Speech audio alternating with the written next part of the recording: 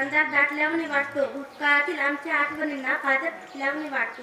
निरोप घेऊन पाऊल बाहेर टाकताना एका डोळ्यात आनंद तर दुसऱ्या डोळ्यात अश्रू.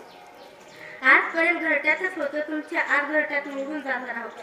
ज्ञान दिल्याने ज्ञान वाटते, त्याच ज्ञानाचे मंदिर आहे. येथील शिक्षकांनी आम्हाला सुंदर असा आधार दिला. प्रथम सर्व शिक्षकांना अभिवादन करून मी माझ्या भाषणाला सुरुवात करते. आज जर तुमच्या खडू फळ्यावर फिरला नसता तर मला वाटत नाही की ABCD आणि बाराखडी याचा अर्थ आम्हाला कळाला नसता.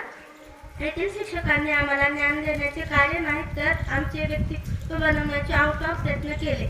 या शाळेने आम्हाला आदर्श शिक्षक, आदर्श विचार, आदर्श मित्रमैत्रीण, आदर्श संस्कार, आदर्श विचार हे सर्व पण दिले. आता अशी गत झाली आहे की देणाऱ्याचे हात हातात आहेत, पण आमची झोळी दुबळी झाली आहे. निसर्गाला जसा